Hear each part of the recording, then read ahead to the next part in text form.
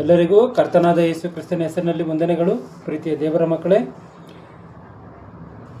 ಮಾನವನ ಜನ್ಮದಿನ ರಹಸ್ಯವೋ ಎನ್ನುವಂಥ ಒಂದು ಪಾಠವನ್ನು ಕಲಿತುಕೊಳ್ಳೋಣ. ಮತ್ತೆ ಹೇಳ್ತಾ ಇದ್ದೀನಿ, ಮಾನವನ ಜನ್ಮದಿನವು ರಹಸ್ಯವೋ ಎಂಬುದಾಗಿ. ಏನಕ್ಕೋಸ್ಕರ ಈ ಒಂದು ಅಂಶವನ್ನು ಆಲೋಚನೆ ಮಾಡಬೇಕು ಅಂತಂದರೆ, ಪ್ರಪಂಚದಲ್ಲಿ ಮನುಷ್ಯರೆಲ್ಲರೂ ಇವತ್ತು ನನ್ನ ಹುಟ್ಟಿನ ದಿನ, ಇವತ್ತು ಪ್ರಪಂಚದ ಮನುಷ್ಯರೆಲ್ಲರೂ ಇವತ್ತು ನನ್ನ ಹುಟ್ಟಿನ ದಿನ ಎನ್ನುವಂಥ ಮಾತುಗಳನ್ನು ಹೇಳಿಕೊಳ್ಳುತ್ತಾ, ತಿನ್ನುತ್ತಾ, ಕುಡಿಯುತ್ತಾ, ದೇವರ ಮಾತುಗಳನ್ನು ಮರೆತು, ದೇವರನ್ನೇ ಮರೆತು ಈ ಲೋಕ ಆಚಾರದಲ್ಲಿ ಮುಳುಗಿ ಹೋಗಿ ಸಂಭ್ರಮದಿಂದ ಇರುವಂಥ ಕಾರ್ಯವನ್ನು ನಾವೆಲ್ಲರೂ ಕೂಡ ಗಮನಿಸಿದ್ದೀವಿ. ಆಗಿರುವಂಥ ಕಾರಣ ಪ್ರಪಂಚವೆಲ್ಲವೂ ಮಾಡ್ತಾ ಇರುವಂಥ ಕೆಲಸವು ಸರಿಯಾ ಇಲ್ಲ ತಪ್ಪ? ಪ್ರಪಂಚವೆಲ್ಲವೂ ಕೂಡ ಜನ್ಮದಿನದ ವಿಷಯದಲ್ಲಿ ಎಷ್ಟೋ ಸಂಭ್ರಮದಿಂದ ಇರುವಂಥ ಕಾರಣ ಇವರು ಮಾಡ್ತಿರುವಂಥದ್ದು ಸರಿಯಾ ಇಲ್ಲವಾ ಎನ್ನುವಂಥ ರೀತಿಯಲ್ಲಿ ನಾವು ದೈವ ಸಂದೇಶವನ್ನು ನಾವು ಆಲೋಚನೆ ಮಾಡಿ ನೋಡುವಂಥದ್ದಾದರೆ, ದೈವ ಗ್ರಂಥವನ್ನು ನಾವು ಆಲೋಚನೆ ಮಾಡಿ ನೋಡುವಂಥದ್ದಾದರೆ, ಈ ಪ್ರಪಂಚಕ್ಕೆ ತಿಳಿಯದಂಥ ಎಷ್ಟೋ ಅದ್ಭುತವಾದಂಥ ಆಶ್ಚರ್ಯಕರವಾದಂಥ ವಿಷಯಗಳು ಬೈಬಲಲ್ಲಿ ಇರುವಂಥದ್ದು ನಮಗೆ ಗೊತ್ತಿದೆ. ಆ ಒಂದು ಎಷ್ಟೋ ಆಶ್ಚರ್ಯಕರವಾದಂಥ ಅದ್ಭುತವಾದಂಥ ವಿಷಯಗಳಲ್ಲಿ ಒಂದು ಮಾನವನ ಜನ್ಮದಿನ ರಹಸ್ಯವಾದಂಥದ್ದ, ಇಲ್ಲ ಅದು ಬಯಲುಪಡಿಸಿರುವಂಥದ್ದ, ಇಲ್ಲ ಗೊತ್ತಾಗಿರುವಂಥ ಕಾರ್ಯವಾ ಎನ್ನುವಂಥ ರೀತಿಯಲ್ಲಿ ನಾವು ಆಲೋಚನೆ ಮಾಡಬೇಕು. ಯಾಕೆಂದರೆ ಮನುಷ್ಯನಿವತ್ತು ಹುಟ್ಟಿನಿಂದ ಸಾಯುವವರೆಗೂ ಇರುವಂಥ ಈ ಒಂದು ಜೀವಿತವನ್ನೇ ಮನುಷ್ಯನ ಜೀವಿತ ಇದೇ ಒಂದು ಶ್ರೇಷ್ಠ ಎಂಬುದಾಗಿ ಅಂದುಕೊಂಡು ಹುಟ್ಟಂದಿನಿಂದ ಸಾಯುವಂಥ ಕಾಲದವರೆಗೆ ಮಾತ್ರವೇ ಮನುಷ್ಯನ ಆಲೋಚನೆ ಮಾಡ್ತಾ, ಅದರಲ್ಲಿ ಬರುವಂಥ ಕೆಲವು ಸಮಯಗಳಲ್ಲಿ ನಡೆಯುವಂಥ ಈ ಹುಟ್ಟಿದಬ್ಬಗಳಾಗಿರ್ಬೋದು, ಬೇರೆ ಯಾವುದೇ ಸಂಭ್ರಮಾಚರಣೆಗಳಾಗಿರ್ಬೋದು, ಇವುಗಳಲ್ಲಿ ಮನುಷ್ಯನು ಮುಳುಗಿ ಹೋಗಿ ದೇವರನ್ನು ಮರೆತು ಮಾತ್ರವಲ್ಲದೆ ಅವನು ಮಾಡ್ತಿರುವಂಥ ಕೆಲಸದ ವಿಷಯದಲ್ಲೂ ಕೂಡ ಪರಿಜ್ಞಾನ ಇಲ್ಲದಂಥ ರೀತಿಯಲ್ಲಿ, ನಾನು ಹುಟ್ಟಿದಬ್ಬವನ್ನು ಮಾಡ್ಕೊಳ್ತಾ ಇದ್ದೀನಲ್ಲ ಇದು ಕರೆಕ್ಟಾ ಎನ್ನುವಂಥ ರೀತಿಯಲ್ಲಿ ಯಾವತ್ತಿಗೂ ಕೂಡ ಆಲೋಚನೆ ಮಾಡದಂಥ ರೀತಿಯಲ್ಲಿ ಮನುಷ್ಯನಿವತ್ತು ಜೀವಿಸ್ತಾ ಇದ್ದಾನೆ. ಆಗಿರುವಂಥ ಕಾರಣವೇ ಮನುಷ್ಯನು ಮಾಡ್ತಿರುವಂಥ ಈ ಒಂದು ಕೆಲಸವು ಸರಿಯಾದಂಥದ್ದ ಇಲ್ಲ ತಪ್ಪಾದಂಥದ್ದ? ಮನುಷ್ಯನ ಜನ್ಮದಿನ ಎನ್ನುವಂಥದ್ದು, ಇವರು ಮಾಡ್ತಾ ಇರುವಂಥ ಬರ್ತಡೇ ದಿನ, ಹುಟ್ಟಿದಬ್ಬ ಎಂಬುದಾಗಿ ಹೇಳ್ಕೊಡ್ತಾರಲ್ಲ ಆ ದಿನ ಎನ್ನುವಂಥದ್ದು ಸರಿಯಾ? ಇದನ್ನು ನಾವು ಆಲೋಚನೆ ಮಾಡಿ ತಿಳಿದುಕೊಳ್ಬೇಕು. ಮನುಷ್ಯನಿಗೆ ಮೊಟ್ಟ ಮೊದಲದಾಗಿ ಹುಟ್ಟಿಗಿಂತ ಮೊದಲು ಮತ್ತು ಸಾವಿನ ನಂತರ ಏನು ನಡೆಯುತ್ತದೆ ಎನ್ನುವಂಥ ವಿಚಾರದಲ್ಲಿ ಮನುಷ್ಯನು ಸ್ಪಷ್ಟವಾಗಿ ಅರ್ಥ ಮಾಡಿಕೊಳ್ಬೇಕು. ಮನುಷ್ಯನಿವತ್ತು ತಾಯಿಯ ಗರ್ಭದಿಂದ ಈಚೆಗೆ ಬಂದಂಥ ದಿನವನ್ನೇ ಇದು ಹುಟ್ಟಿದ ದಿನ ಎಂಬುದಾಗಿ ಆತನು ಹೇಳಿಕೊಂಡು ಸಂಭ್ರಮವನ್ನು ಆಚರಿಸ್ತಾ ಇದ್ದಾನೆ. ಆದರೆ ದೇವರು ಏನು ಹೇಳ್ತಾ ಇದ್ದಾನೆ ಅಂದರೆ, ಅದು ರಹಸ್ಯ ಎಂಬುದಾಗಿ ಹೇಳಿ ಆ ಒಂದು ರಹಸ್ಯದ ವಿಷಯದಲ್ಲಿ ದೇವರು ಏನು ಮಾತನಾಡ್ತಾ ಇದ್ದಾನೋ, ಕೀರ್ತನೆಗಳು 139ನೇ ಕೀರ್ತನೆ 15ನೇ ವಚನವನ್ನು ಗಮನಿಸಿ. ಕೀರ್ತನೆ 139:15. ನಾನು ಗುಪ್ತ ಸ್ಥಳದಲ್ಲಿ ಏರ್ಪಡುತ್ತಾ ಗಮನಿಸಿ, ಗುಪ್ತ ಸ್ಥಳದಲ್ಲಿ ಏರ್ಪಡುತ್ತಾ ಎಂಬುದಾಗಿ ಇಲ್ಲಿ ಮಾತನಾಡ್ತಾ ಇರುವಂತ ಮಾತು ಗಮನಿಸಬೇಕು. ದಾವೀದನು ನಾನು ಗುಪ್ತ ಸ್ಥಳದಲ್ಲಿ ಏರ್ಪಡುತ್ತಾ, ಇದೇ ಮಾತು ತೆಲುಗು ಭಾಷೆಯಲ್ಲಿ ಏನೈತೆ ಅಂತಂದ್ರೆ, ನೇನು ರಹಸ್ಯಮೊಂದು ಪುಟ್ಟಿನ ನಾಡು, ನಾನು ರಹಸ್ಯವಾಗಿ ಹುಟ್ಟಿದಂಥ ದಿನ ಎಂಬುದಾಗಿದೆ. ರಹಸ್ಯವ ಅಂದರೆ ಹುಟ್ಟಿದ ದಿನ ರಹಸ್ಯವ? ಗಮನಿಸಿ, ದೇವರ ಮಾತುಗಳಲ್ಲಿ ಯಾವುದೇ ತಪ್ಪುಗಳಿಲ್ಲ. ಆದರೆ ದೇವರ ಮಾತುಗಳಲ್ಲಿ ಏನು ಹೇಳುತ್ತೆ ಅಂತಂದರೆ, ಹುಟ್ಟಿದ ದಿನ ರಹಸ್ಯ ಎಂಬುದಾಗಿ ದಾವೀದನು ಮಾತನಾಡ್ತಾ ಇರುವಂಥ ಮಾತು ಕಾಣುತ್ತೆ. ನಾನು ರಹಸ್ಯವಾಗಿ ಹುಟ್ಟಿದ್ದೀನಿ ಎನ್ನುವಂಥ ರೀತಿಯಲ್ಲಿ ಮಾತನಾಡ್ತಾ ಇರುವಂಥ ಮಾತು ಕಾಣುತ್ತೆ. ಆತನ ಚರಿತ್ರೆಯನ್ನು ನಾವು ಶಾಸ್ತ್ರಗಳಲ್ಲಿ ಗಮನಿಸುವಂಥದ್ದಾದರೆ, ಚರಿತ್ರೆಯನ್ನು ಗಮನಿಸುವಂಥದ್ದಾದರೆ ಆತನಿಗೆ ದೊಡ್ಡ ಚರಿತ್ರೆ ಇದೆ. ಅಣ್ಣ ತಮ್ಮಂದಿರಿದ್ದರೆ ತಂದೆಯ ಮಕ್ಕಳಾಗಿ ಆತನು ಜನಿಸಿ ಆತನೊಬ್ಬ ರಾಜನಾಗಿ ಇರುವಂಥದ್ದು ಚರಿತ್ರೆಯಲ್ಲಿ ಕಾಣುತ್ತೆ. ಆದರೆ ಆತನ ಆ ರೀತಿಯಾಗಿ ಉನ್ನತವಾದಾಗಿ ಇದ್ರೂ ಕೂಡ ಆತನು ರಹಸ್ಯವಾಗಿ ನಾನು ಹುಟ್ಟಿದ್ದೀನಿ ಎನ್ನುವಂಥ ರೀತಿಯಲ್ಲಿ ಆತನು ಮಾತನಾಡ್ತಾ ಇರುವಂಥ ಮಾತಿನ ಅರ್ಥವು ಏನು? ರಹಸ್ಯವಾಗಿ ಹುಟ್ಟಿದ್ದೀನಿ ಅಂತ ಅಂದರೆ, ದಾವೀದನ ತಾಯಿ ಏನಾದರೂ ರಹಸ್ಯವಾಗಿ ಎತ್ತಿದ್ದಾಳ? ಏನಾದರೂ ತಪ್ಪನ್ನ ಮಾಡಿ ಎತ್ತಿದ್ದಾಳ? ಇಲ್ಲ ತಪ್ಪನ್ನ ಮಾಡಿ ಎತ್ತು ಒಂದು ವೇಳೆ ದಾವೀದನನ್ನೆಲ್ಲೋ ಬಿಸಾಕಿ ಆ ರೀತಿಯಾಗಿ ಏನಾದರೂ ಇದೆಯಾ? ಆ ರೀತಿಯಾಗಿ ಬೈಬಲಲ್ಲಿ ಎಲ್ಲೂ ಕೂಡ ಕಾಣಲ್ಲ. ಆದರೆ ರಹಸ್ಯವಾಗಿ ನಾನು ಹುಟ್ಟಿದ್ದೀನಿ ಅಂತ ಹೇಳಿ ಆತನು ಹೇಳ್ತಾ ಇದ್ದಾನೆ ಅಂತ ಅಂದರೆ ಈ ಒಂದು ಅದ್ಭುತವಾದಂಥ ಸಂಗತಿಗಳನ್ನು ನಾವು ನಮ್ಮ ಜನ್ಮದ ಬಗ್ಗೆ ಅರ್ಥ ಮಾಡಿಕೊಳ್ಬೇಕು. ಯಾಕೆ ಅಂತಂದರೆ ರಹಸ್ಯವಾಗಿ ಹುಟ್ಟಿದ್ದೀನಿ ಎಂಬುದಾಗಿ ಆತನು ಏನು ಹೇಳ್ತಾ ಇದ್ದಾನೆ ಅಂತಂದರೆ ಆತನು ಮಾತ್ರವೇ ರಹಸ್ಯವಾಗಿ ಹುಟ್ಟಿದನ, ಇಲ್ಲ ಭೂಮಿ ಮೇಲಿರುವಂಥ ಪ್ರತಿಯೊಬ್ಬ ಮನುಷ್ಯರು ಕೂಡ ರಹಸ್ಯವಾಗಿ ಹುಟ್ಟಿದಂಥವರ? ನಾವು ಒಂದು ಗಮನಿಸಬೇಕಾಗಿರುವಂಥ ವಿಚಾರ ಏನು ಅಂದರೆ ಆತನು ಮಾತ್ರವೇ ಅಲ್ಲ, ಪ್ರತಿಯೊಬ್ಬ ಮನುಷ್ಯನು ಕೂಡ ರಹಸ್ಯವಾಗಿ ಹುಟ್ಟಿದ್ದಾನೆ ಎನ್ನುವಂಥದ್ದನ್ನು ನಾವು ಸ್ಪಷ್ಟವಾಗಿ ನಾವು ಅರ್ಥ ಮಾಡಿಕೊಳ್ಬೇಕು. ಯಾಕೆಂತಂದರೆ ದಾವೀದನೊಬ್ಬ ಜ್ಞಾನವಂತನಾಗಿ ಪವಿತ್ರಾತ್ಮನ ಪ್ರೇರಣೆಯಿಂದ ಆತನು ಮಾತನಾಡ್ತಾ ಇರುವಂಥ ಮಾತು, ಪಿಂಡೋತ್ಪತ್ತಿ ಶಾಸ್ತ್ರವು ಹುಟ್ಟುವುದಕ್ಕಿಂತ ಮೊದಲೇ ಈ ಮಾತನ್ನು ಹೇಳ್ತಾ ಇದ್ದಾನೆ, ನಾನು ರಹಸ್ಯವಾಗಿ ಹುಟ್ಟಿದ್ದೀನಿ ಅಂದರೆ ನನ್ನ ಜನ್ಮ ರಹಸ್ಯ ಎಂಬುದಾಗಿ ಆತನು ತನ್ನ ಜನ್ಮದ ವಿಷಯದಲ್ಲಿ ಆತನು ಮಾತನಾಡ್ತಾ ಇರುವಂಥ ಮಾತು ಕಾಣುತ್ತೆ. ಇವತ್ತು ಮನುಷ್ಯನು ನಾನು ಹುಟ್ಟಿದ ದಿನ ಎಂಬುದಾಗಿ ಆತನು ಹೇಳಿಕೊಂಡು ತಾಯಿಯ ಗರ್ಭದ ಮೂಲಕವಾಗಿ ಈಚೆಗೆ ಬಂದಂಥ ದಿನವನ್ನೇ ಆತನು ಹುಟ್ಟಿದ ದಿನ ಎಂಬುದಾಗಿ ಆತನು ಹೇಳ್ತಾ ಇದ್ದಾನೆ ಅಂತ ಅಂದರೆ ಮನುಷ್ಯನ ಅರ್ಥ ಮಾಡಿಕೊಳ್ಬೇಕಾಗಿರುವಂಥ ಒಂದು ಸಂಗತಿ ಇದೆ. ಅದೇನು ಅಂದರೆ ಆತನು ತಾಯಿಯ ಗರ್ಭದಿಂದ ಈಚೆಗೆ ಬರುವಂಥ ಸಮಯಕ್ಕಿಂತ ಮೊದಲು 9 ತಿಂಗಳು ತಾಯಿಯ ಗರ್ಭದಲ್ಲಿ ಇರಲಿಲ್ವಾ? ತಾಯಿಯ ಗರ್ಭದಲ್ಲಿ ಎಲ್ಲರೂ ಕೂಡ ಇದ್ದೇ ಇರ್ತಾರೆ. ಆದರೆ ತಾಯಿಯ ಗರ್ಭದಲ್ಲಿ ಇದ್ದಂಥ ದಿನಗಳನ್ನು ಹುಟ್ಟಿದ ಹಬ್ಬ ಎಂಬುದಾಗಿ ಹೇಳಲ್ಲ, ತಾಯಿಯ ಗರ್ಭದಿಂದ ಈಚೆಗೆ ಬಂದಂಥ ದಿನವನ್ನು ಹುಟ್ಟಿದ ಹಬ್ಬ ಎಂಬುದಾಗಿ ಹೇಳ್ತಾರೆ. ಗಮನಿಸಬೇಕು. ಹುಟ್ಟಿದ ಹಬ್ಬ ಅಂತ ಅಂದರೆ ಇವತ್ತು ಮನೆ ಒಳಗೆ ಇದ್ದೀವಿ ಅಂದ್ಕೊಳ್ಳಿ, ಮನೆಯಿಂದ ಈಚೆಗೆ ಬಂದು ನಾನು ಇವಾಗ ಹುಟ್ಟಿದೆ ಅಂದರೆ ಅದು ಯಾವ ರೀತಿಯಾಗಿ ಸಾಧ್ಯ?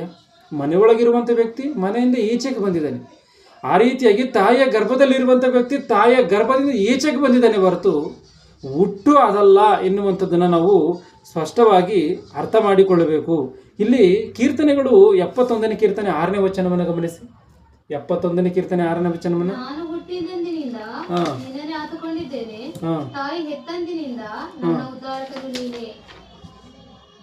ಇಲ್ಲಿ ಗಮನಿಸಿ. ತೆಲುಗು ಭಾಷೆಯಲ್ಲಿ ಏನಿದೆ ಅಂದರೆ ಗರ್ಭವಾಸಿನೈನ ಮೊದಲು ಕಲಿ ಅಂದರೆ ಗರ್ಭದಲ್ಲಿ ವಾಸವಾಗಿರುವಂಥದ್ದಕ್ಕೆ ಮೊದಲುಗೊಂಡು, ಗರ್ಭದಲ್ಲಿ ವಾಸವಾಗಿರುವಂಥದ್ದು ಮೊದಲುಗೊಂಡು ಎಂಬುದಾಗಿದೆ.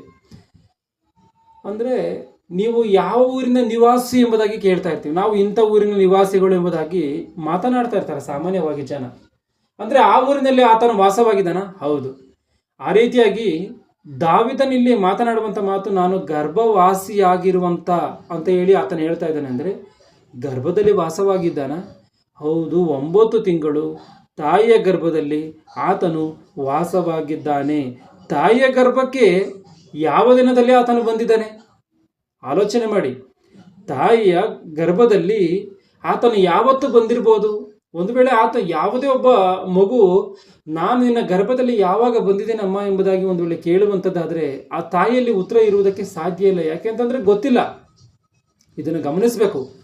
ಒಂದು ವೇಳೆ ತಾಯಿಗೆ ನಡಬೇಕಾದಂಥ ಆ ಒಂದು ತಿಂಗಳ ಕಾರ್ಯಕ್ರಮವು ಒಂದು ವೇಳೆ ನಿಂತೋಯ್ತು ಅಂದ್ಕೊಳ್ಳಿ, ಆ ಮಾತನ್ನು ಮಾತ್ರವೇ ಹೇಳ್ಬೋದೇ ಹೊರತು ಇಂಥ ದಿನವೇ ನಾನು ಗರ್ಭವನ್ನು ಧರಿಸಿದ್ದೀನಿ, ಇಂಥ ಒಂದು ದಿನದಲ್ಲೇ ನೀನು ನನ್ನ ಗರ್ಭದಲ್ಲಿ ಪ್ರವೇಶಿಸಿದ್ದೀ ಎಂಬುದಾಗಿ ಯಾರು ಕೂಡ ಹೇಳುವುದಕ್ಕೆ ಸಾಧ್ಯವಿಲ್ಲ. ಯಾಕೆ ಅಂದರೆ ದೇವರು ಬೈಬಲಲ್ಲಿ ರಹಸ್ಯ, ಮನುಷ್ಯನ ಜನ್ಮದಿನ ರಹಸ್ಯ ಎಂಬುದಾಗಿ ಆತನು ಹೇಳಿದ್ದೇನೆ ಅಂತ ಅಂದರೆ ಆತನ ಮಾತನ್ನು ಸುಳ್ಳು ಆಗಿ ನಿರೂಪಿಸುವಂಥದ್ದು ಈ ಭೂಪ್ರಪಂಚದಲ್ಲಿ 3 ಲೋಕಗಳಲ್ಲಿ ಯಾವುದು ಕೂಡ ಇರುವುದಕ್ಕೆ ಸಾಧ್ಯವಿಲ್ಲದೇ ಇಲ್ಲವಂಥ ಕಾರಣ ಆತನ ರಹಸ್ಯ ಎಂಬುದಾಗಿ ಹೇಳಿದ್ದಾನೆ ಅಂತ ಅಂದರೆ ಯಾವತ್ತಿಗೂ ಕೂಡ ಅದು ಬಯಲುಪಡಿಸುವುದಕ್ಕೆ ಸಾಧ್ಯವಿಲ್ಲ.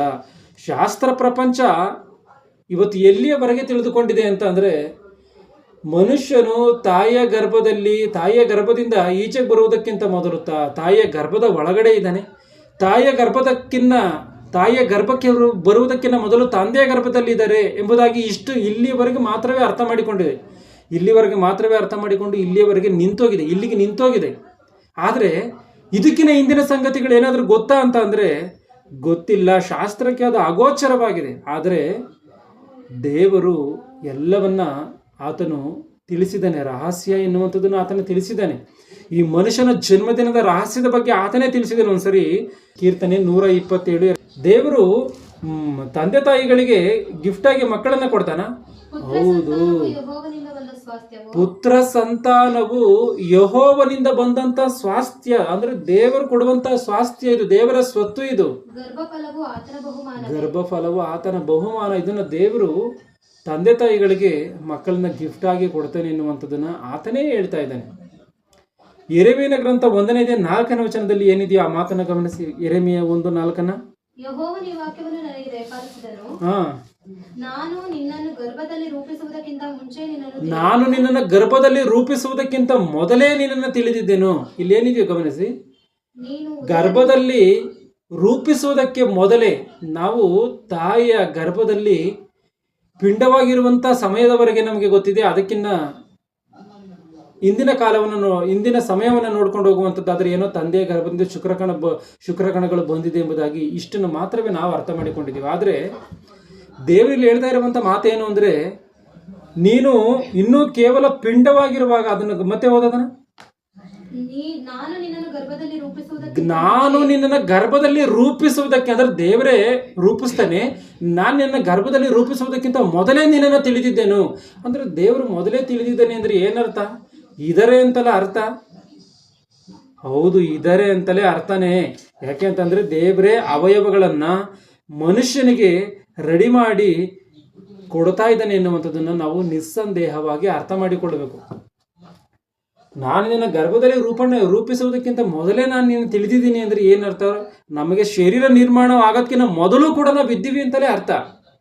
ಯಾವ ರೀತಿಯಲ್ಲಿ ಇದ್ದೀವಿ ಅಂತಲ್ಲ, ಯಾವ ರೀತಿಯಾಗಿ ಇದ್ದೀವಿ ಅಂತನ, ತಾಯಿಯ ಗರ್ಭಕ್ಕೆ ಬಂದ ನಂತರ ಶರೀರ ರೂಪದಲ್ಲಿ, ತಾಯಿಯ ಗರ್ಭಕ್ಕೆ ಬರೋದಕ್ಕಿಂತ ಮುಂದಿನ ಕಾಲದಲ್ಲಿ ತಂದೆಯ ಗರ್ಭದಲ್ಲಿ ಶುಕ್ರಕಣಗಳ ರೂಪದಲ್ಲಿ, ಆ ಹಿಂದಿನ ಕಾಲಗಳನ್ನು ನೋಡ್ಕೊಂಡು ಹೋಗುವಂಥದ್ದಾದರೆ ಆತ್ಮರೂಪವಾಗಿ ಇದ್ದೀವಿ ಎನ್ನುವಂಥದ್ದನ್ನು ನಾವು ಸ್ಪಷ್ಟವಾಗಿ ಅರ್ಥ ಮಾಡಿಕೊಳ್ಳಬೇಕಾಗಿರುವಂಥ ಸಂಗತಿ ಈ ಒಂದು ವಿಚಾರಗಳಲ್ಲಿ. ಮತ್ತು ಅಷ್ಟು ಮಾತ್ರವಲ್ಲದೇ ಇಲ್ಲಿ ಶುಕ್ರಕಣ ಎನ್ನುವಂಥದ್ದು ತಾಯಿಯ ಗರ್ಭದಲ್ಲಿ ಬಿದ್ದಂಥ ಸಮಯದಲ್ಲಿ, ತಂದೆಯ ಗರ್ಭದಿಂದ ತಾಯಿಯ ಗರ್ಭಕ್ಕೆ ಶುಕ್ರಕಣಗಳು ಬಿದ್ದಂಥ ಸಮಯದಲ್ಲಿ ಈ ಒಂದು ರೂಪಿಸುವಂಥ ಕಾರ್ಯಕ್ರಮ ಸ್ಟಾರ್ಟ್ ಆಗಿ ಹೋಗುತ್ತೆ. ಆ ಮಾತನ್ನು ಒಂದ್ಸರಿ ಗಮನಿಸಿ. ಕೀರ್ತನೆಗಳು 139:16. ಕೀರ್ತನೆಗಳು 139:16 ವಚನವನ್ನು, ನಾನು ಇನ್ನೂ ಕೇವಲ ಪಿಂಡವಾಗಿರುವಾಗ ನಿನ್ನ ಕಣ್ಣುಗಳು ನನ್ನನ್ನು ನೋಡಿದವು. ನನ್ನ ಆಯುಷ್ಕಾಲದ ಪ್ರಥಮ ದಿನವು ಪ್ರಾರಂಭವಾಗುವಂಥದ್ದಕ್ಕೆ ಮೊದಲೇ ಅದರ ಎಲ್ಲಾ ದಿನಗಳು ನಿನ್ನ ಪುಸ್ತಕದಲ್ಲಿ ಬರೆಯಲ್ಪಟ್ಟವು. ಅಂದ್ರೆ ನಾನಿನ್ನೂ ಕೇವಲ ಪಿಂಡವಾಗಿರುವಾಗ ನಿನ್ನ ಕಣ್ಣುಗಳು ನನ್ನನ್ನು ನೋಡಿದವೆ. ನನ್ನ ಆಯುಷ್ಕಾಲವು ಸ್ಟಾರ್ಟ್ ಆಗೋದಕ್ಕಿಂತ ಮೊದಲೇ ಎಲ್ಲಾ ದಿನಗಳು ಬರೆಯಲ್ಪಟ್ಟಿದೆ ಅಂತಂದ್ರೆ ದೇವರು ಮನುಷ್ಯನ ಆಯುಷ್ಕಾಲವನ್ನು ನೇಮಕ ಮಾಡ್ತಾ ಇದ್ದಾನೆ. ಮಾತ್ರವಲ್ಲದೆ ಅವಯವಗಳನ್ನು ಕೂಡ ಮಾಡ್ತಾ ಇದ್ದಾನೆ. ಕಣ್ಣು, ಮೂಗು, ಕಿವಿ, ಅಂತರಿಂದ್ರಿಯಗಳನ್ನು, ಅವಯವಗಳು, ಇವೆಲ್ಲವುಗಳನ್ನು ದೇವರೇ ಮಾಡ್ತಾ ಇದ್ದಾರೆ. ಆ ಮಾತನ್ನು ಕೂಡ ಗಮನಿಸಿ. 139ನೇ ಕೀರ್ತನೆಯಲ್ಲಿ 13ನೇ ವಚನವನ್ನ, ನನ್ನ ಅಂತರಿಂದ್ರಿಯಗಳು ಒಳಗಿನ ಭಾಗಗಳೇನಿದೆಯೋ ಇವುಗಳನ್ನು ಉಂಟು ಮಾಡಿದಂಥವನು ನೀನೇ. ತಾಯಿಯ ಗರ್ಭದಲ್ಲಿ ನನ್ನನ್ನು ರೂಪಿಸಿದವನು ನೀನೇ. ಈ ಒಂದು ನಿರ್ಮಾಣವನ್ನು ಮಾಡಿದಂಥ ದೇವರು ಯೆರೆಮೀಯನಿಗೆ ಹೇಳುವಂಥ ಮಾತು ಏನು? ಯೆರೆಮೀಯ 1:4 ಆ ಮಾತನ್ನ ಓದಿ. ಮತ್ತೆ ಯೆರೆಮೀಯ 1:4, ನಾನು ನಿನ್ನನ್ನು ಗರ್ಭದಲ್ಲಿ ರೂಪಿಸುವುದಕ್ಕೆ ಮುಂಚೆ ತಿಳಿದಿದ್ದೇನು. ಅಂದ್ರೆ ಅದರ ಅರ್ಥ ಏನು ಅಂತಂದ್ರೆ, ರೂಪಿಸುವುದಕ್ಕೆ ಮುಂಚೆಯೇ ತಿಳಿದಿದ್ದೇನೆ ಅಂದ್ರೆ ಅದಕ್ಕಿಂತ ಮೊದಲು ಕೂಡ ನಾವು ಇದ್ದೀವಿ ಎನ್ನುವಂಥದ್ದನ್ನು ನಾವು ಸ್ಪಷ್ಟವಾಗಿ ಅರ್ಥ ಮಾಡಿಕೊಳ್ಬೇಕು. ಯಾಕೆಂದರೆ ತಾಯಿಯ ಗರ್ಭದಿಂದ ಈಚೆಗೆ ಬಂದಿರುವಂಥ ದಿನ ಮಾತ್ರ ಹುಟ್ಟಿದ ದಿನವೂ ಅಲ್ಲ. ಹುಟ್ಟಿದ ದಿನ ಅದು ಮಾತ್ರ ಅಲ್ಲ, ತಾಯಿಯ ಗರ್ಭಕ್ಕೆ ಬರುವುದಕ್ಕಿಂತ ಮೊದಲು ಕೂಡ ನಾವು ಇದ್ದೀವಿ ಎನ್ನುವಂಥದ್ದನ್ನು ಬೈಬಲ್ ಒಂದೇ ಈ ಪ್ರಪಂಚದಲ್ಲಿ ತಿಳಿಸಿರುವಂಥ ಏಕೈಕ ಗ್ರಂಥ. ಇದನ್ನು ನಾವು ಸ್ಪಷ್ಟವಾಗಿ ಅರ್ಥ ಮಾಡಿಕೊಳ್ಬೇಕು. ಇವತ್ತು ತಂದೆ ತಾಯಿ ಆದಂಥವರು ಅವರ ದಾಂಪತ್ಯ ಜೀವನದಲ್ಲಿ ಸೇರುವಂಥ ಸಮಯದಲ್ಲಿ ಮೊದಲನೇ ಸೇರುವಿಕೆಯಲ್ಲಿ ಒಂದು ವೇಳೆ ಏನಾದ್ರೂ ಗರ್ಭವತಿ ಆದರೆ ಆ ಒಂದು ಸಮಯದಲ್ಲೇನೇ ಗರ್ಭವತಿ ಆಗಿರುವಂಥ ಕಾರಣ ಅದೇನಾದರೂ ಹುಟ್ಟಿದ ದಿನವ ಎಂಬುದಾಗಿ ಅಂದ್ಕೊಂಡ್ರೆ ಅದು ಕೂಡ ತಪ್ಪಾಗಿ ಹೋಗುತ್ತೆ. ಯಾಕೆ ಅಂತಂದರೆ ಆ ಒಂದು ಸಮಯದಲ್ಲೂ ಕೂಡ ಯಾವ ಸಮಯದಲ್ಲಿ ತಂದೆಯಿಂದ ಶುಕ್ರಕಣವು ತಾಯಿಯ ಅಂಡಾಣಿನಲ್ಲಿ ಸೇರಿದೆಯೋ ಎನ್ನುವಂಥದ್ದನ್ನು ವಿಜ್ಞಾನ ಎನ್ನುವಂಥದ್ದು ಅರ್ಥ ಮಾಡಿಕೊಂಡಿಲ್ಲ. ಇದನ್ನು ನಾವು ಸ್ಪಷ್ಟವಾಗಿ ಅರ್ಥ ಮಾಡಿಕೊಳ್ಬೇಕು. ಸೈನ್ಸ್ ಎನ್ನುವಂಥದ್ದು, ವಿಜ್ಞಾನ ಎನ್ನುವಂಥದ್ದು, ಪಿಂಡೋಸ್ಪತ್ರೆ ಶಾಸ್ತ್ರ ಎನ್ನುವಂಥದ್ದು ಹುಟ್ಟುವುದಕ್ಕಿಂತ ಮೊದಲನೇ ಬೈಬಲ್ ಇನ್ನೂ ಒಂದು ಅದ್ಭುತವಾದಂಥ ವಿಚಾರವನ್ನು ಹೇಳಿದೆ. ಅದೇನು ಅಂತಂದರೆ ಗಂಡಸರೇ ಮಕ್ಕಳನ್ನು ಹೆರ್ತಾ ಇದ್ದಾರೆ ಎನ್ನುವಂಥ ಒಂದು ಸಂಗತಿಯನ್ನು. ಅಂದರೆ ಗಂಡು ಮಕ್ಕಳು ಮಕ್ಕಳನ್ನು ಹೆರ್ತಾರ? ಆಲೋಚನೆ ಮಾಡಿ. ಆ ಮಾತು ನಿಜವಾ? ಬೈಬಲ್ಲಿ ಮಾತು ಏನಿದೆಯೋ ಒಂದ್ಸರಿ ಮತ್ತಾಯನ ಬರೆದ ಸುವಾರ್ತೆ 1ನೇ ಅಧ್ಯಾಯ 1ನೇ ವಚನವನ್ನು ಗಮನಿಸಿ. ಮತ್ತಾಯನ ಬರೆದ ಸುವಾರ್ತೆ 1:1. ಯೇಸು ಕ್ರಿಸ್ತನ ವಂಶಾವಳಿಯು ಆತನು ದಾವೀದನ ವಂಶದವನು, ದಾವೀದನು ಅಬ್ರಹಾಮನ ವಂಶದವನು, ಅಬ್ರಹಾಮನು ಇಸಾಕನನ್ನು ಪಡೆದನು. ಗಮನಿಸಿ, ಇಲ್ಲೇನಿದೆಯೋ ಅಬ್ರಹಾಮನು ಇಸಾಕನನ್ನು ಪಡೆದನು. ಅಬ್ರಹಾಮನ ಹೆಂಡತಿಯಾದಂಥ ಸಾರಳು ಇಸಾಕನನ್ನು ಎತ್ತಲು ಎಂಬುದಾಗಿ, ಇಸಾಕನನ್ನು ಪಡೆದಲು ಎಂಬುದಾಗಿ ಬರೆಯಲ್ಪಟ್ಟಿಲ್ಲ ಇಲ್ಲಿ. ಅಬ್ರಹಾಮನು ಇಸಾಕನನ್ನು ಪಡೆದನು, ಇಸಾಕನು ಯಾಕೋಬನನ್ನು ಪಡೆದನು. ನೋಡಿ, ಗಂಡಂದಿರೇ ಅಂದರೆ ಗಂಡಸರೇ ಮಕ್ಕಳನ್ನು ಪಡೆದಂಥ ರೀತಿಯಲ್ಲಿ ಕಾಣ್ತಾ ಇದೆ. ಕೆಲವೊಂದು ಸಮಯಗಳಲ್ಲಿ ಈ ಒಂದು ಬೈಬಲಲ್ಲಿರುವಂಥ ಈ ಮಾತುಗಳನ್ನು ತೆಗೆದುಕೊಂಡು ಕೆಲವು ಸೇವಕರುಗಳನ್ನು, ಪಾಸ್ಟರ್ಸ್ ಎನ್ನಿಸಿಕೊಳ್ಳುವಂಥವ್ರನ್ನ ಪ್ರಶ್ನೆಯನ್ನು ಕೇಳಿದಾಗ ಕ್ರಿಸ್ತಪೂರ್ವದಲ್ಲೆಲ್ಲ ಗಂಡಸರೇ ಮಕ್ಕಳನ್ನ ಇರ್ತಾ ಇದ್ರು, ಆದರೆ ಕ್ರಿಸ್ತ ಶಕದ ಕಾಲಗಳಲ್ಲಿ ದೇವರು ಆ ಕೆಲಸವನ್ನು ಹೆಂಗಸರಿಗೆ ಕೊಟ್ಟಿದ್ದಾರೆ ಎಂಬುದಾಗಿ ಹೇಳಿದೆ. ಆಲೋಚನೆ ಮಾಡಿ, ಮನುಷ್ಯರು ಯಾವ ರೀತಿಯಾಗಿ ಮಾತನಾಡ್ತಾರೋ ಅಂತ. ಇನ್ನು ಕೆಲವರು ಏನು ಮಾತನಾಡಿದ್ದಾರೆ ಅಂದರೆ, ಗಂಡಸರು ಮಕ್ಕಳನ್ನು ಇರುವಂಥದ್ದೇನು ಅದು ಸುಳ್ಳು, ಬೈಬಲಿಂದ ಈ ಮಾತುಗಳನ್ನು ತೆಗೆದುಹಾಕಬೇಕು ಎಂಬುದಾಗಿ ಹೇಳಿದ್ದಾರೆ. ಆದರೆ ಇಂಥ ಒಂದು ಜಟಿಲವಾದಂಥ ಪ್ರಶ್ನೆಗಳಿಗೂ ಕೂಡ ಜಯಶಾಲಿಯವರು ಉತ್ತರವನ್ನು ಕೊಟ್ಟು ದೈವ ಸಂದೇಶವನ್ನು ಮನುಷ್ಯನು ದೇವರ ಮನಸ್ಸನ್ನು ಸಂಪೂರ್ಣವಾಗಿ ಅರ್ಥ ಮಾಡಿಕೊಂಡು ಬೈಬಲಲ್ಲಿರುವಂಥ ಮಹಾಜ್ಞಾನವನ್ನು ತಿಳಿದುಕೊಳ್ಳುವುದಕ್ಕೆ ಜಯಶಾಲಿಯವರು ದಾರಿ ಮಾಡಿಕೊಟ್ಟಿದ್ದಾರೆ ದೇವರ ಸಹಾಯದಿಂದ.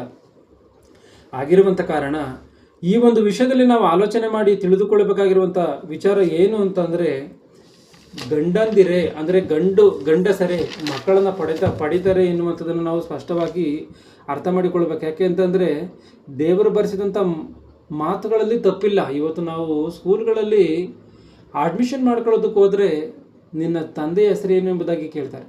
ಅಂದರೆ ಏನಿದ್ರ ಅರ್ಥ? ತಾಯಿ ಹೆಸರನ್ನ ಕೇಳಲ್ವಾ?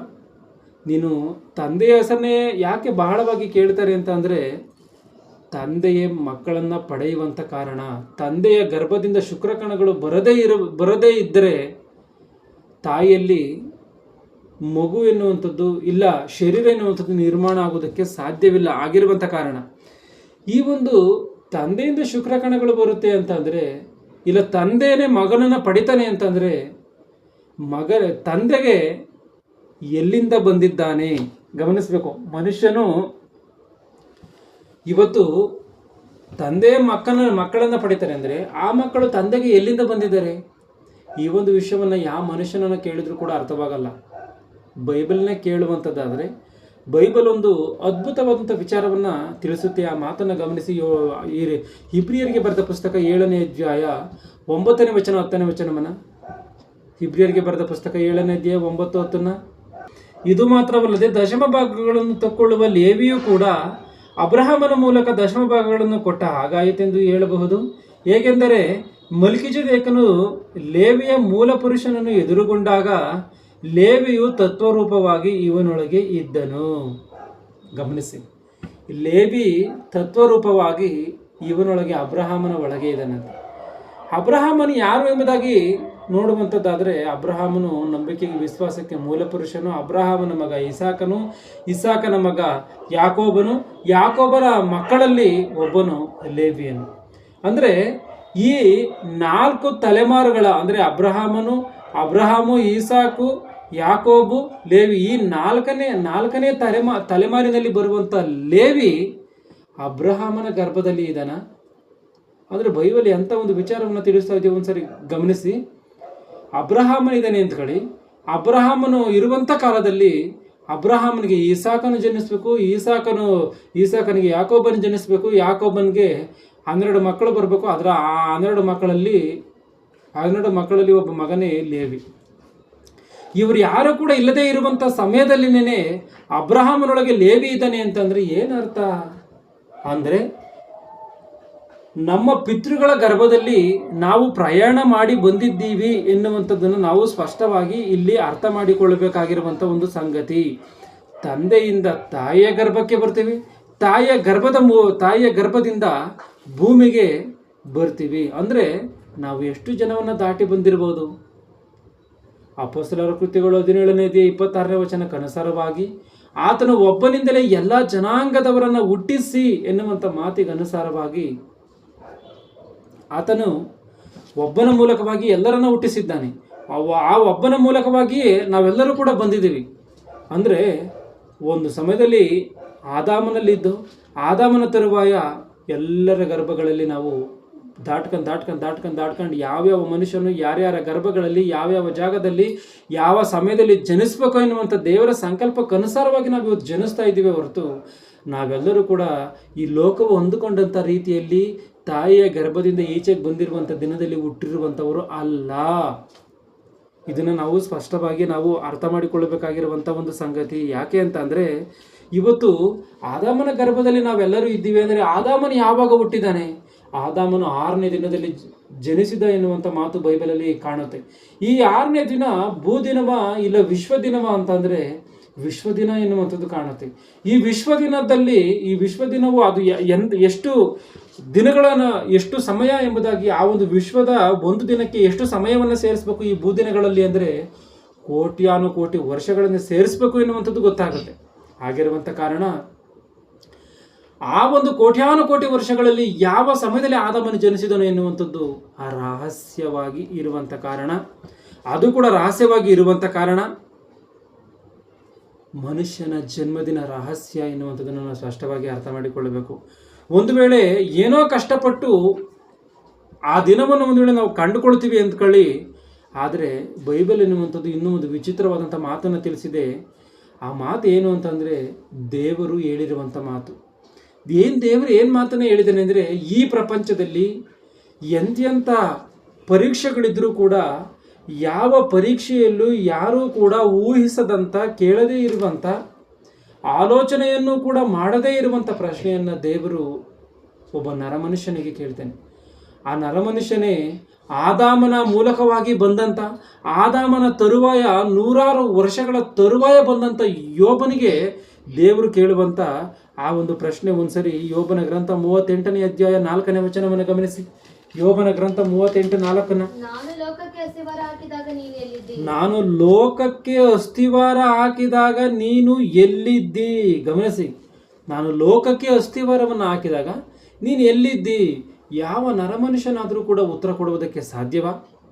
ಇವತ್ತು ಒಂದು ಫಂಕ್ಷನಲ್ಲಿ ಆ ಫಂಕ್ಷನ್ ನಡೀತಿದ್ದಂಥ ಸಮಯದಲ್ಲಿ ನೀನು ಎಲ್ಲಿದ್ದೆ ಎಂಬುದಾಗಿ ನಾವು ಯಾರನ್ನಾದರೂ ಕೇಳ್ತೀವಿ ಅಂದರೆ ಏನರ್ಥ? ಆ ಮನುಷ್ಯನ ಇದ್ದಾನೆ, ಅವನು ಎಲ್ಲಿದ್ದಾನೆ ಎನ್ನುವಂಥ ರೀತಿಯಲ್ಲಿ ನಾವು ಕೇಳ್ತಾ ಇರ್ತೀವಿ. ಇಲ್ದಲೇ ಇರುವಂಥ ಸತ್ವಾಗಿರುವಂಥ ಮನುಷ್ಯನನ್ನು ಇಲ್ಲ ಆ ಫಂಕ್ಷನಲ್ಲಿ ಇಲ್ದಲೇ ಇರುವಂಥ ಮನುಷ್ಯನನ್ನು ನಾವು ಆ ರೀತಿಯಾಗಿ ಕೇಳ್ತೀವ? ಕೇಳಲ್ಲ.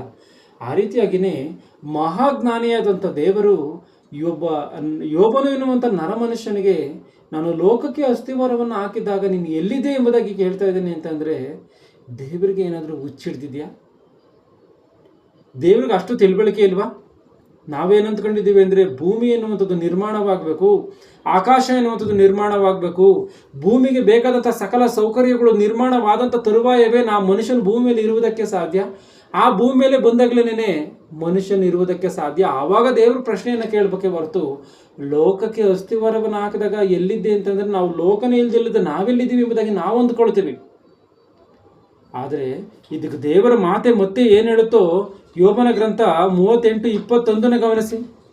ನಿನಗೆ ತಿಳಿದಿರಬೇಕು, ಆಗಲೂ ನೀನು ಹುಟ್ಟಿದೆಯಲ್ಲವೇ? ಗಮನಿಸಿ, ಯೋಬನನ್ನ ದೇವರು ಹೇಳ್ತಾ ಇದ್ದಾನೆ, ನಿನಗೆ ತಿಳಿದಿರಬೇಕು, ಆಗಲೂ ಕೂಡ ನೀನು ಹುಟ್ಟಿದ್ದೀಯಾ ಅಂತನ. ಅಂದರೆ ಭೂಮಿ ಲೋಕಕ್ಕೆ ಅಸ್ಥಿವಾರವನ್ನು ಹಾಕುವಂಥ ಸಮಯದಲ್ಲಿ ಯೋಬನು ಹುಟ್ಟಿದಾನ?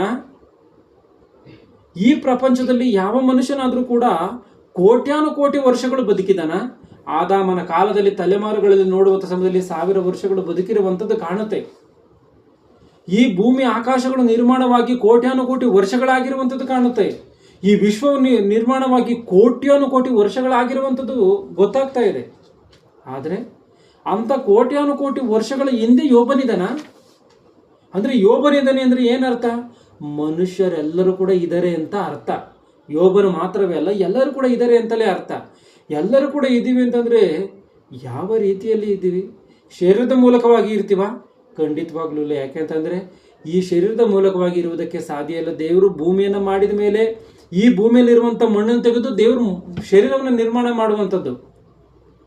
ಆದರೆ ಶರೀರ ರೂಪದಲ್ಲಿ ಆ ಒಂದು ಸಮಯದಲ್ಲಿ ನಾವಿಲ್ಲ. ಆ ಒಂದು ಸಮಯದಲ್ಲಿ ಶರೀರ ರೂಪದಲ್ಲಿ ನಾವು ಇಲ್ಲ ಎನ್ನುವಂಥದ್ದನ್ನು ನಾವು ಸ್ಪಷ್ಟವಾಗಿ ಅರ್ಥ ಮಾಡಿಕೊಳ್ಳಬೇಕು. ಮತ್ತು ಯಾವ ರೀತಿಯಾಗಿ ಇದ್ದೀವಿ? ಮೋಶಿಯವರು ಏನು ಹೇಳ್ತಾರೋ ಕೀರ್ತನೆಗಳು 90ನೇ ಕೀರ್ತನೆ 1ರಿಂದ 3ನೇ ವಚನವನ್ನು ಗಮನಿಸಿ. 90ನೇ ಕೀರ್ತನೆ 1ನೇ ವಚನದಿಂದ 3ನೇ ವಚನವನ್ನು. ಕರ್ತನೇ ತಲತಲಾಂತರಗಳಿಂದಲೂ ನಮ್ಮ ವಾಸಸ್ಥಾನವು ನೀನೇ. ತಲಾಂತರಗಳು. ಇವತ್ತು ಒಬ್ಬ ಮನುಷ್ಯನು ಹುಟ್ಟಿ ಸಾಯುವಂಥ ಕಾಲದವರೆಗೆ ಅದನ್ನು ಒಂದು ತಲೆಮಾರು ಎಂಬುದಾಗಿ ಹೇಳ್ತೀವಿ. ಒಂದು ತಲೆಮಾರು ಅಂದರೆ 100 ವರ್ಷ. ಒಬ್ಬ ಮನುಷ್ಯನು ಹುಟ್ಟಿ ಅವನಿಗೆ ಒಂದು 70 ವರ್ಷನೋ 80 ವರ್ಷನೋ 90 ವರ್ಷನೋ ಅವನು ಬದುಕಿ ಸಾಯುವಂಥ ಕಾಲವನ್ನು ಒಂದು ತಲೆಮಾರು ಎಂಬುದಾಗಿ ಹೇಳ್ತೀವಿ. ಇಲ್ಲಿ ವಾಕ್ಯವು ಏನು ಹೇಳುತ್ತೆ ಅಂದರೆ ತಲಾಂತರಗಳಿಂದಲೂ ಅಂದರೆ ಎಷ್ಟೋ ತಲೆಮಾರುಗಳಿಂದಲೂ ಕೂಡ ನಮಗೆ ವಾಸಸ್ಥಾನವು ನೀನೇ ಎಂಬುದಾಗಿ ಇಲ್ಲಿ ಮೋಶೆಯವರು ಮಾತನಾಡುವಂಥ ಮಾತು ಕಾಣುತ್ತೆ. ಗಮನಿಸಿ, ತಲತಲಾಂತರಗಳಿಂದಲೂ ನಮ್ಮ ವಾಸಸ್ಥಾನವು ನೀನೇ, ಪರಲೋಕ ಅಲ್ಲ. ನಾವೆಲ್ಲರೂ ಕೂಡ ಪರಲೋಕದಲ್ಲಿ ಹುಟ್ಟಿದ್ದೀವಿ, ತಂದೆ ಗರ್ಭದಲ್ಲಿ ಇದ್ದೀವಿ. ನಾವೆಲ್ಲರೂ ಕೂಡ ಯಾವ ರೀತಿಯಲ್ಲಿ ಆವಾಗ ಒಂದು ಸಮಯದಲ್ಲಿ ಇದ್ದೀವಿ ಅಂದರೆ ಪರಲೋಕದಲ್ಲಿ ತಂದೆಯ ಗರ್ಭದಲ್ಲಿ ತಲತಲಾಂತರಗಳಿಂದಲೂ ಕೋಟ್ಯಾನುಕೋಟಿ ವರ್ಷಗಳಿಂದಲೂ ಆತನ ಆಲೋಚನೆಯಲ್ಲಿ ಹುಟ್ಟಿದ್ದೀವಿ. ಯಾವಾಗ ಮನುಷ್ಯನು ಒಬ್ಬಂಟಿಗನಾಗಿ ಇದ್ದು ಮಕ್ಕಳನ್ನು ಪಡೆಯಬೇಕನ್ನುವಂಥ ಆಲೋಚನೆ ಬಂತೋ ಆವಾಗಲೇ ನಾವು ಹುಟ್ಟಿದಂಥವರೇ ಹೊರತು ಈ ಭೂಮಿ ಮೇಲೆ ಮನುಷ್ಯನು ಬಂದು ಮನುಷ್ಯನೇನು ತಾಯಿಯ ಗರ್ಭದ ಮೂಲಕವಾಗಿ ಈಚೆಗೆ ಬಂದಂಥ ದಿನವು ಹುಟ್ಟಿನ ದಿನವೂ ಅಲ್ಲ. ಇದನ್ನು ಗಮನಿಸಿ. ಆ ಒಂದು ಈಗ ಹೋಗಲಿ ದೇವರಲ್ಲಿ ಇದು ನಾವು ಇದ್ದೀವಿ ಅಂದರೆ ಆ ಡೇಟ್ ಆಫ್ ಬರ್ತ್ ಯಾರಿಗಾದ್ರೂ ಗೊತ್ತಿದೆಯಾ? ಆ ಹುಟ್ಟಿದ ದಿನ ಗೊತ್ತಿದೆಯಾ? ಈ ಭೂಮಿ ಆಕಾಶಗಳು ನಿರ್ಮಾಣವಾದಂಥ ಖಚಿತವಾದಂಥ ದಿನಗಳೇ ಗೊತ್ತಿಲ್ಲದಲೇ ಇರುವಾಗ ಈ ಭೂಮಿ ಆಕಾಶಗಳ ನಿರ್ಮಾಣವಾಗೋದಕ್ಕಿಂತ ಮೊದಲೇ ಹುಟ್ಟಿರುವಂಥ ನಮ್ಮ ದಿನವು ಯಾವ ರೀತಿಯಾಗಿ ಗೊತ್ತಾಗುತ್ತೆ? ಯಾಕೆಂತಂದರೆ ದೇವರಿಂದ ಬಂದಿರುವಂಥದ್ದು ನಮ್ಮ ಆತ್ಮ. ಇದನ್ನು ನಾವು ಸ್ಪಷ್ಟವಾಗಿ ಅರ್ಥ ಮಾಡಿಕೊಳ್ಬೇಕು. ದೇವರಿಂದ ಬಂದಿರುವಂಥದ್ದು ನಮ್ಮ ಆತ್ಮ. ಈ ಒಂದು ಆತ್ಮಕ್ಕೆ ಹುಟ್ಟು ಸಾವು ಎನ್ನುವಂಥದ್ದು ಇಲ್ಲ, ಮೊದಲು ಕೊನೆ ಎನ್ನುವಂಥದ್ದು ಇಲ್ಲ.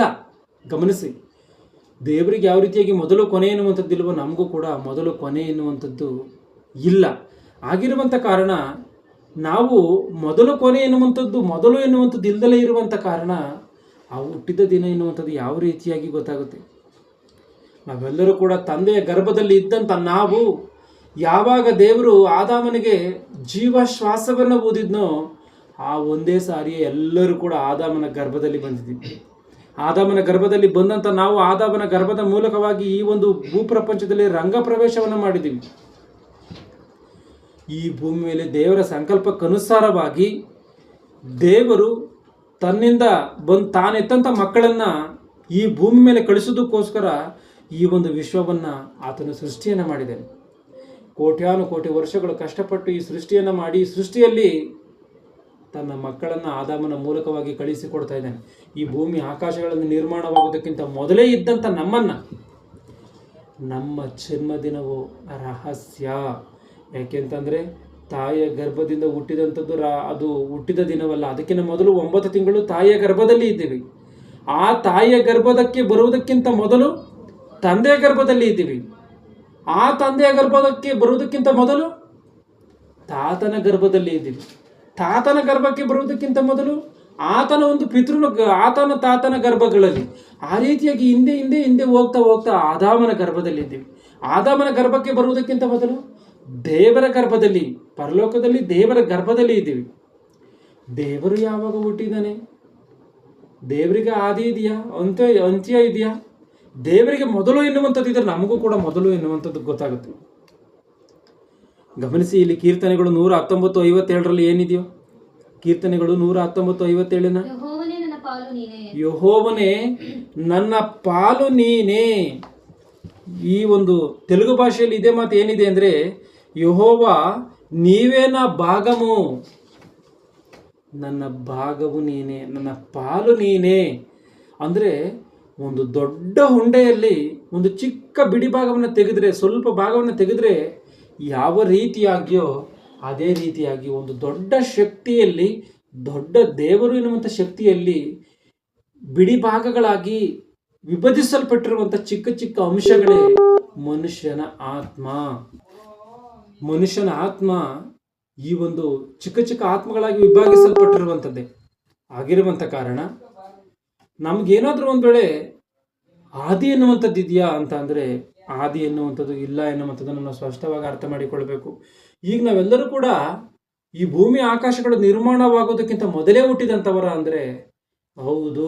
ಎಫೆಸದವರಿಗೆ 1ನೇ ಅಧ್ಯಾಯ 4ನೇ ವಚನದಿಂದ 6ನೇ ವಚನವನ್ನು ಗಮನಿಸಿ. ಎಫೆಸ 1:4-6. ಹೇಗೆಂದರೆ ನಾವು ಪ್ರೀತಿಯಲ್ಲಿ ನಡೆದು ಆತನ ಸನ್ನಿಧಿಯಲ್ಲಿ ಪರಿಶುದ್ಧರು ದೋಷವಿಲ್ಲದವರು ಆಗಿರಬೇಕೆಂದು ನಮ್ಮನ್ನ ಜಗತ್ತು ಉತ್ಪತ್ತಿಗೆ ಮೊದಲೇ, ಜಗತ್ತು ಉಂಟಾಗುವುದಕ್ಕಿಂತ ಮೊದಲೇ, ಈ ಸೃಷ್ಟಿಯು ಸೃಷ್ಟಿಸಲ್ಪಡುವುದಕ್ಕಿಂತ ಮೊದಲೇ ಕ್ರಿಸ್ತನಲ್ಲಿ ಆರಿಸಿಕೊಂಡಿದ್ದಾನೆ. ಗಮನಿಸಿ ಏನಿದೆಯೋ, ಕ್ರಿಸ್ತನಲ್ಲಿ ಆರಿಸಿಕೊಂಡಿದ್ದಾನೆ. ಕ್ರಿಸ್ತನಲ್ಲಿ ಆರಿಸಿಕೊಂಡಿದ್ದಾನೆ ಅಂತಂದ್ರೆ ಇದ್ರೆ ಆರಿಸ್ಕೊಳ್ತಾನ, ಇಲ್ದಲೇ ಇದ್ರೆ ಆರಿಸ್ಕೊಳ್ತಾರ. ಇವತ್ತು ನಾವು ತರಕಾರಿ ತೆಗೆದುಕೊಳ್ತೀವಿ, ತರಕಾರಿ ತೆಗೆದುಕೊಳ್ಳುವಂಥ ಸಮಯದಲ್ಲಿ ಆರಿಸ್ಕೊಳ್ತಾ ಇರ್ತೀವಿ ಯಾವ್ದು ಚೆನ್ನಾಗಿದೆ ಅಂತ. ಅಂದ್ರೆ ತರಕಾರಿ ಇದ್ರೆ ಆರಿಸ್ಕೊಳ್ತೀವ, ತರಕಾರಿ ಇಲ್ದಲೇ ಇದ್ರೂ ಕೂಡ ನಾವು ಖಾಲಿ ಜಾಗದಲ್ಲಿ ಆರಿಸ್ಕೊಳ್ತಾ ಇರ್ತೀವ. ತರಕಾರಿ ಇದ್ರೆ ಆರಿಸ್ಕೊಳ್ಳುವಂಥದ್ದು ಎಷ್ಟು ಸತ್ಯವೋ, ನಾವೆಲ್ಲರೂ ಕೂಡ ಜಗದುತ್ಪತ್ತಿಗೆ ಮೊದಲೇ ಇರುವಂತ ಕಾರಣವೇ ದೇವರು ಆರಿಸಿಕೊಂಡಿರುವಂಥದ್ದು ಅಷ್ಟೇ ಸತ್ಯ. ಅಂದ್ರೆ ನಾವು ಇವಾಗ ಹುಟ್ಟಿದಂಥವರಲ್ಲ ಅಲ್ವಾ, ಇವಾಗ ಹುಟ್ಟಿದಂಥವರು ಅಲ್ಲ. ತಾಯಿಯ ಗರ್ಭದಿಂದ ಈಚೆಗೆ ಬಂದಂಥ ದಿನದಲ್ಲಿ ಹುಟ್ಟಿದಂಥವರು ಅಲ್ಲ ನಾವು. ಈ ಮಾತನ್ನು ಗಮನಿಸಿ. ಎಫೆಸದವರಿಗೆ 2ನೇ ಅಧ್ಯಾಯ 10ನೇ ವಚನವನ್ನು ಗಮನಿಸಿ. ಎಫೆಸ 2:10. ನಾವು ಆತನ ನಿರ್ಮಾಣ, ನಾವು ದೇವರ ನಿರ್ಮಾಣ, ಸತ್ಕಾರ್ಯಗಳನ್ನು ಮಾಡುವುದಕ್ಕಾಗಿಯೇ ಕ್ರಿಸ್ತ ಯೇಸುವಿನಲ್ಲಿ ಸೃಷ್ಟಿಸಲ್ಪಟ್ಟೆವು. ನಾವು ಸತ್ಕಾರ್ಯವನ್ನು ನಡೆಸುವವರಾಗಿ ಬದುಕಬೇಕೆಂದು, ಸತ್ಕಾರ್ಯಗಳನ್ನು ನಡೆಸುವವರಾಗಿ ಬದುಕಬೇಕೆಂದು ನಮ್ಮನ್ನು ಮೊದಲೇ ನೇಮಿಸಿದನು. ದೇವರು ನಮ್ಮನ್ನು ಮೊದಲೇ ನೇಮಿಸಿದನು. ಮೊದಲೇ ನೇಮಿಸಿದನೆ. ಯಾವಾಗ ಮೊದಲೇ? ಈ ಭೂಮಿ ಆಕಾಶಗಳೆಲ್ಲ ನಿರ್ಮಾಣವಾಗುವುದಕ್ಕಿಂತ ಮೊದಲೇ. ಗಮನಿಸಿ, ಆದಿ ಅಂತ್ಯ ಎನ್ನುವಂಥದ್ದು ನಮಗೆ ಗೊತ್ತಿಲ್ಲ. ಇದು ದೇವರಿಗೆ ಗೊತ್ತಾ? ದೇವರಿಗೆ ಗೊತ್ತಿರುವಂಥ ಕಾರಣವೇ ನಮಗೆ ಮರೆ ಎನ್ನುವಂಥದ್ದು ಆಗಿದೆ ಎನ್ನುವಂಥದ್ದನ್ನು ನಾವು ಸ್ಪಷ್ಟವಾಗಿ ನಾವಿಲ್ಲಿ ಅರ್ಥ ಮಾಡಿಕೊಳ್ಬೇಕು.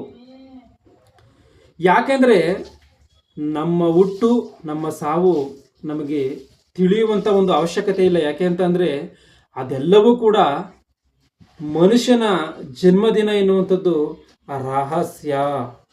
ಮನುಷ್ಯನ ಜನ್ಮದಿನ ಎನ್ನುವಂಥದ್ದು ರಹಸ್ಯ.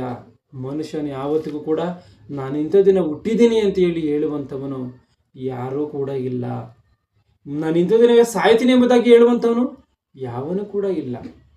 ಈ ಮಾತುಗಳನ್ನು ಸ್ಪಷ್ಟವಾಗಿ ಗಮನಿಸಬೇಕು. ಯಾಕೆಂದರೆ ಈ ಒಂದು ಹುಚ್ಚು ಲೋಕವು ಜ್ಞಾನವೇ ಇಲ್ಲದಂಥ ರೀತಿಯಲ್ಲಿ ಇಷ್ಟಾನುಸಾರವಾಗಿ ಜೀವಿಸ್ತಾ ಇದೆ. ಆದರೆ ಮಹಾಜ್ಞಾನ ಗ್ರಂಥವಾದಂಥ ಬೈಬಲಲ್ಲಿ ಎಂಥ ಶ್ರೇಷ್ಠವಾದಂಥ ವಿಷಯಗಳಿದೆಯೋ, ಎಂಥ ಶ್ರೇಷ್ಠವಾದಂಥ ಕಾರ್ಯಗಳನ್ನು ದೇವರು ಬೈಬಲಲ್ಲಿ ಬರೆಸಿಕೊಟ್ಟಿದ್ದಾನೋ ಒಂದ್ಸರಿ ಗಮನಿಸಿ ಈ ಮಾತುಗಳನ್ನು. ಮನುಷ್ಯನು ತನ್ನ ಹುಟ್ಟಿದ ದಿನವನ್ನು ಯಾವುದೇ ಕಾರಣಕ್ಕೂ ಕೂಡ ಯಾವತ್ತಿಗೂ ತಿಳಿದುಕೊಳ್ಳುವುದಕ್ಕೆ ಸಾಧ್ಯವಿಲ್ಲ. ಆದಾಮನ ಗರ್ಭದ ಮೂಲಕವಾಗಿ ನಾವೆಲ್ಲರೂ ಕೂಡ ಎಷ್ಟೋ ತಂದೆ ತಾತಂದಿರ ಗರ್ಭಗಳನ್ನು ದಾಟಿಕೊಂಡು ಏನು ಮಾಡಿದ್ದೀವಿ, ಈ ಒಂದು ಸಮಯಗಳಲ್ಲಿ ನಾವು ಹುಟ್ಟಿದ್ದೀವಿ. ಅಂದರೆ ಯಾಕೆ ಇಷ್ಟು ಜನರನ್ನು ದಾಟಿಕೊಂಡು ಇವಾಗಲೇ ಹುಟ್ಟಬೇಕು ಅಂತಂದರೆ ಅದು ದೇವರ ಸಂಕಲ್ಪ. ಅಪೊಸ್ತಲರ ಕೃತ್ಯಗಳು 17:26 ಆ ಮಾತನ್ನು ಗಮನಿಸಿ. ಅಪೊಸ್ತಲರ ಕೃತ್ಯಗಳು 17:26. ಆತನು ಒಬ್ಬನಿಂದಲೇ ಎಲ್ಲ ಜನಾಂಗದವರನ್ನು ಹುಟ್ಟಿಸಿ ಅವರವರು ಇರತಕ್ಕ ಕಾಲಗಳನ್ನ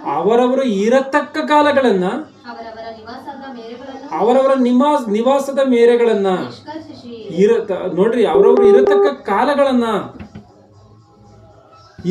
ಕಾಲಗಳನ್ನ ಎನ್ನುವಂಥ ಮಾತುಗಳಿದೆ. ಅಂದ್ರೆ ಯಾವ ಮನುಷ್ಯನು ಯಾವ ಸಮಯದಲ್ಲಿ ಹುಟ್ಟಬೇಕೋ ಎನ್ನುವಂಥದ್ದನ್ನ ದೇವರು ತೀರ್ಮಾನ ಮಾಡಿದಾನೆ. ಆ ಒಂದು ಸಮಯಕ್ಕನುಸಾರವಾಗಿ ನಾವೆಲ್ಲರೂ ಕೂಡ ಹುಟ್ಟಿ ಬರ್ತಾ ಇದ್ದೀವಿ. ನಾವೆಲ್ಲರೂ ಕೂಡ ಏನೋ ಆಕಸ್ಮಿಕವಾಗಿ ಜನಿಸಿದಂಥವರಲ್ಲ, ತಂದೆ ತಾಯಿಗಳ ಆವೇಶದಿಂದ ಜನಿಸಿದಂಥವರು, ಅದಕ್ಕಿಂತಲೂ ಕೂಡ ಅಲ್ಲ. ನಾವೆಲ್ಲರೂ ಕೂಡ ಕಾರಣ ಜನ್ಮರು. ಇದನ್ನು ನಾವು ಅರ್ಥ ಮಾಡಿಕೊಳ್ಬೇಕು. ನಾವೆಲ್ಲರೂ ಕೂಡ ಕಾರಣ ಜನ್ಮರು. ನಾವು ಹುಟ್ಟುವುದಕ್ಕೆ ಒಂದು ಕಾರಣ ಇದೆ. ನಾವೆಲ್ಲರೂ ಕೂಡ ಈ ಭೂಮಿ ಮೇಲೆ ಬರುವುದಕ್ಕೆ ಒಂದು ಬಲವಾದಂಥ ಕಾರಣ ಇದೆ. ಆ ಕಾರಣವೇ ನಾವು ಕ್ರಿಸ್ತ ಯೇಸುವಿನಲ್ಲಿ ಸದ್ಭಕ್ತರಾಗಿ ಜೀವಿಸಬೇಕು, ನೀತಿವಂತರಾಗಿ ಸತ್ಕಾರ್ಯಗಳನ್ನು ಮಾಡಬೇಕು ಎನ್ನುವಂಥದ್ದು ದೇವರ ಅನಾದಿ ಸಂಕಲ್ಪ. ಆ ಸಂಕಲ್ಪ ಇರುವಂಥ ಕಾರಣವೇ ಈ ತಲೆಮಾರುಗಳಲ್ಲಿ ದೇವರು ಮನುಷ್ಯರನ್ನು ಹುಟ್ಟಿಸ್ತಾ ಇದ್ದಾನೆ. ಗಮನಿಸಿ, ಈ ಅಮಾಯಕ ಪ್ರಪಂಚಕ್ಕೆ ಈ ಒಂದು ಸತ್ಯವನ್ನು ಸಾರಿ ಹೇಳಿ ಎಷ್ಟೋ ಮನುಷ್ಯರನ್ನು ಎಚ್ಚರಪಡಿಸಿ ದೈವ ಜ್ಞಾನದಲ್ಲಿ ನಿಲ್ಲಿಸಬೇಕಾಗಿರುವಂಥದ್ದು ನಮ್ಮೆಲ್ಲರ ಬಾಧ್ಯತೆಯಾಗಿರುವಂಥ ಕಾರಣ. ಈ ವಿಷಯಗಳನ್ನು ಸರಿಯಾದಂಥ ರೀತಿಯಲ್ಲಿ ಅರ್ಥ ಮಾಡಿಕೊಳ್ಳಿ. ಒಂದು ವೇಳೆ ಏನಾದರೂ ಅರ್ಥವಾಗಿಲ್ಲ ಎನ್ನುವಂಥದ್ದು ಏನಾದರೂ ಇದ್ದರೆ ದಯಮಾಡಿ ಆ ಮಾತುಗಳನ್ನು ಕೇಳಿ ಅರ್ಥ ಮಾಡಿಕೊಳ್ಳಿ. ಸರಿಯಾದಂಥ ರೀತಿಯಲ್ಲಿ ಪರೀಕ್ಷೆಯಲ್ಲಿ ಉತ್ತೀರ್ಣರಾಗಿ ಎನ್ನುವಂಥ ಒಂದು ಮಾತನ್ನು ಹೇಳ್ತಾ ಕೊನೆಯದಾಗಿ ಎಲ್ಲರೂ ಕೂಡ ಕಣ್ಣುಗಳನ್ನು ಮುಚ್ಚಿ ಪ್ರಾರ್ಥನೆಯನ್ನು ಮಾಡ್ತೀನಿ.